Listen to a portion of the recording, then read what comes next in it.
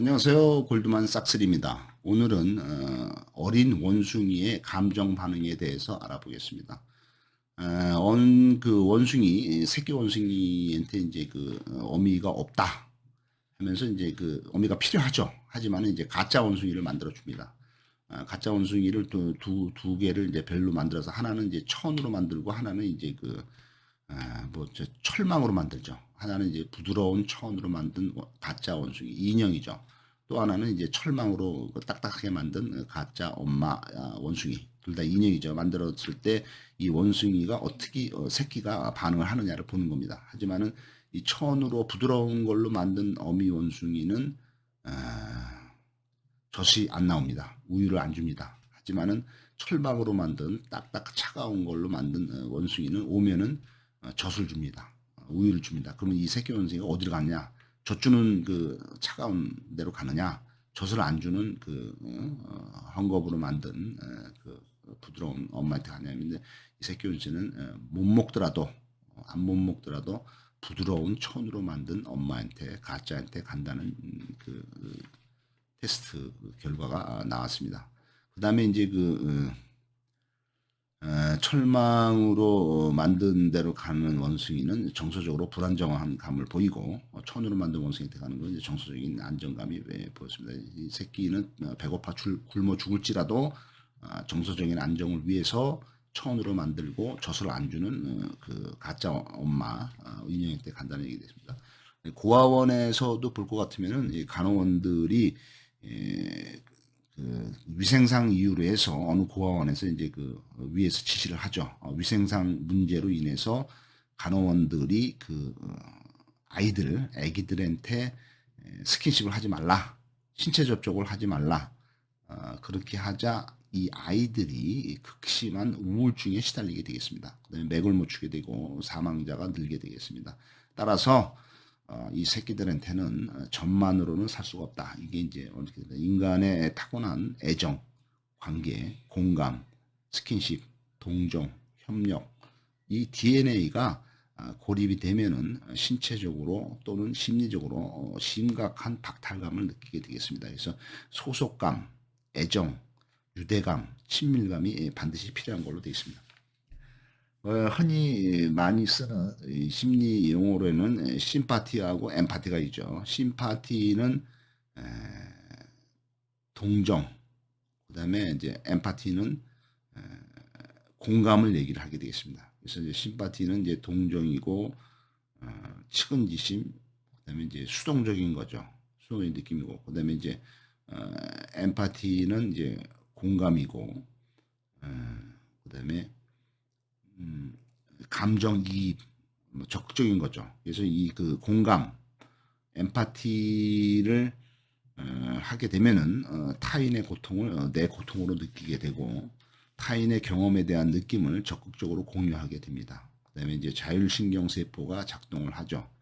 나를 돌아보는 거죠. 자율신경 세포는 미러 뉴런스라고 되죠. 미러 거울이죠. 거울 뉴런스 세포죠. 미러 뉴런스 거울 세포. 그러니까 거울 신경 세포. 거울 신경 세포는 타인의 행동을 보면서 나의 행동과 일치를 시키는 거죠. 그래서 이제 우회적 유대감을 형성하게 됩니다. 2살짜리 아기도 옆에서 울면은 같이 따라 울게 돼 있습니다. 뭐 공감하고 동감하는 거죠. 불쌍한 아이에게 또한 물건을 또 갖다 주기도 합니다. 뭐 먹어라 하고 뭐 갖다 주기도 하죠.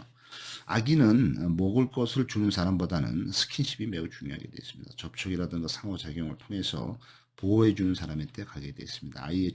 아이의 정서 발달은 출생 후 몇 년간의 처음 부모의 신속하고도 민감한 반응이 매우 중요합니다. 아이한테 이제 바로 이제 반응을 해줘야죠. 그다음에 이제 민감하게, 그다음에 세심하게 반응을 해주죠. 대충 그냥 모른 척하거나 애가 뭐라 그래도 몇 시간 동안 쳐다보지도 않거나 이러면은 아이의 정서 발달에 심각한 장애가 생긴다는 얘기입니다. 이로 인해서 그런 걸로 인해서 아이의 사회성이 발달되고 성격이 형성이 되게 되어 있습니다. 그래서 이거를 해줌으로 인해서 아이의 고통 아니면은 그런 분노 뭐 이런 그 호르몬인 코르티솔이 감소가 되고 신경 전달 물질이 분비가 되면서 뉴런이 성장을 하고 시냅스가 증가하게 되어 있습니다. 정서 안정과 안정적인 애착을 위해서 아이들은 그런 정서가 안정이 돼야만이 부모의 안정적인 보호 아래서 아기들은 안심하고 호기심을 갖게 되는 거죠. 새로운 것에 대해서. 그러면서 적극적이고 자유로운 탐색을 할 수가 있게 되는 겁니다. 그러면서 또한 아이들은 이제 그 부모의 그 어떤 그 안정적인 보호, 정서적인 유대감 하에서 자기 스스로의 정서를 조절을 할 수가 있게 되면서 엔돌핀이 분비가 됩니다. 엔돌핀이 분비가 되면은 바로 오피오이드 시스템이 구축이 될 수가 있습니다. 오피오이드가 뭐냐?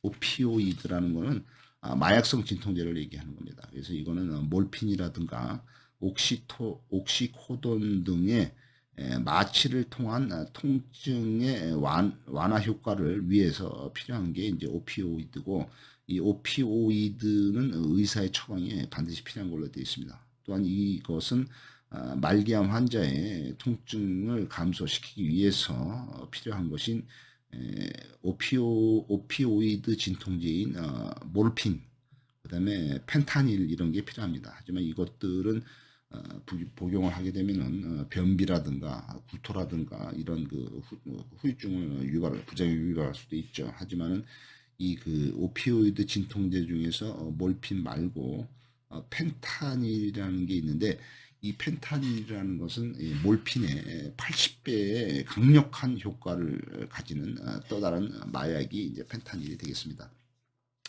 몰핀은 아편의 주요 성분인 알칼로이드계의 아편 진통제가 되겠습니다. 정서가 불안정한 아이는 부모를 졸졸 맨날 따라다니면서 떨어지려고 하지 않는 특성을 보이게 됩니다. 그 다음에 이제 모르는 사람이라든가 이런 사람들한테 상당히 비협조적이고 공격적이고 적대적인 태도를 취하게 되는 경우가 많은 걸로 되어 있습니다. 감사합니다.